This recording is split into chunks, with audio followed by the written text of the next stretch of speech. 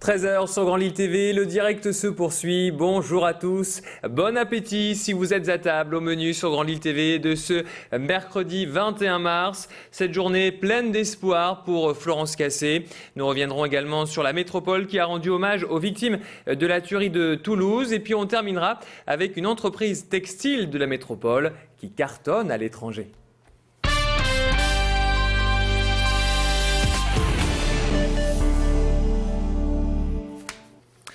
Journée cruciale pour Florence Cassé, vers 10h, heure mexicaine, soit 17h chez nous.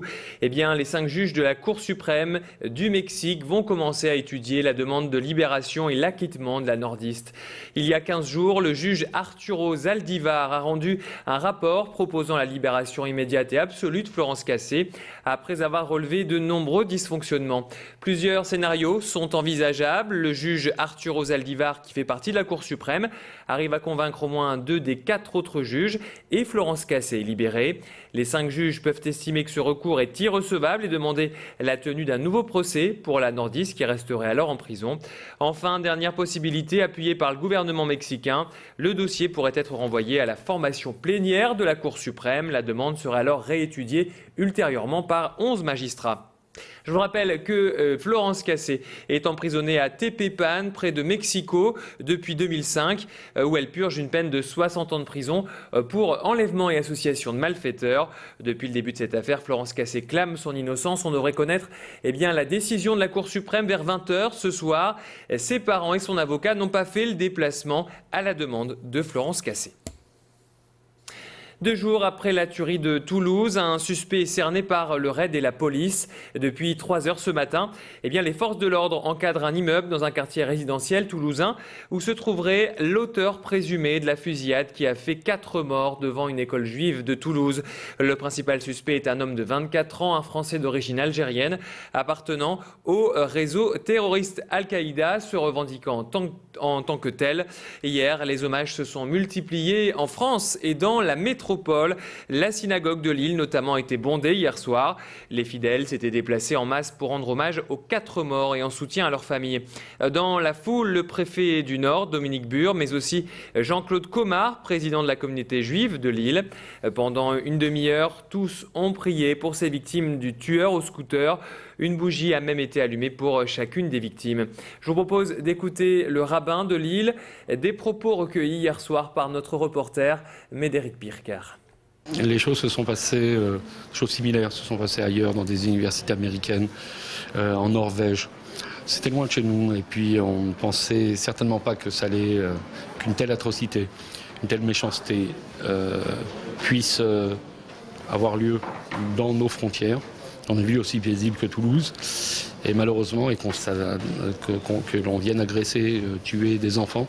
Et malheureusement, les choses nous montrent que la bête humaine, elle nous habite et puis nous devons être vigilants. Et avec cette tuerie de Toulouse, la violence a imposé une pause dans la campagne présidentielle. Certains candidats ont décidé de stopper leur campagne pendant quelques heures, au moins jusque ce soir. Les militants, eux, continuent de battre le pavé. C'était le cas de Lutte ouvrière hier. Les militants ont organisé une grande distribution à Lille, à la sortie de métro Porte de Douai. Ils ont choisi la fin d'après-midi pour toucher un maximum de monde et pouvoir expliquer le programme de leur candidate, Nathalie Arthaud d'ailleurs, qui sera à Lille mercredi prochain à la salle du gymnase pour détailler ses mesures présidentielles. Alors, pourquoi choisir le tractage comme mode de rencontre avec les habitants et les électeurs? Plus d'explications au micro de notre reporter Charlotte Noteghem. Ça permet de discuter pendant cette campagne électorale avec les salariés, avec les chômeurs, avec les gens qui passent, de la situation actuelle et des raisons pour lesquelles il faut voter pour Nathalie Arthaud. Tout est important dans une élection, surtout de faire connaître nos idées, notre programme qui est un programme de lutte. Et là, en l'occurrence, on prépare et on invite à la réunion de Nathalie Arthaud, au meeting qu'elle va tenir mercredi. Elles sont rares, mais elles existent. Certaines entreprises textiles de la région ont toujours la cote et cartonnent à l'étranger. La preuve avec les tissages de la Lys. Depuis 130 ans, cette société basée à Luin est spécialisée dans l'art de la tapisserie. Une vingtaine d'artisans perpétuent le savoir-faire initié par Jules Pensu, le créateur de l'entreprise. Monument célèbre, œuvre très connue, les tissages de la Lys ont plus de 4400 références adaptées sur des coussins et autres tapisseries. Et depuis 1 an et demi, la société a étoffé sa collection. La famille Picasso a donné son accord pour reproduire quelques-uns de ses plus beaux tableaux. 5 tapisseries, 15 coussins et quelques articles de maroquinerie qui s'exportent dans le monde entier. Il y a 5 tapisseries basées sur les œuvres, certaines œuvres de Picasso, dont le portrait de Marie-Thérèse qui est au mur.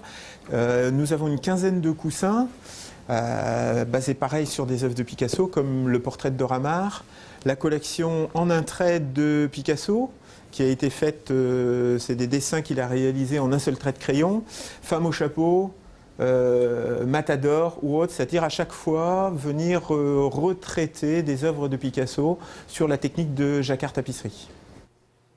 Et on termine avec Laure Manodou au plus haut niveau. Ce matin, la championne a battu en 26 secondes 16 centièmes son propre record de France sur le 50 mètres d'eau lors des séries de championnat de France qui se déroulent à Dunkerque. C'est elle-même qui tenait le précédent record établi en août 2007. Laure Manodou est déjà assurée de participer aux prochains Jeux Olympiques de Londres hier en remportant la finale sur 100 mètres d'eau. C'est la fin de cette édition. Merci à tous de l'avoir suivi. Tout de suite, on prend des nouvelles du ciel.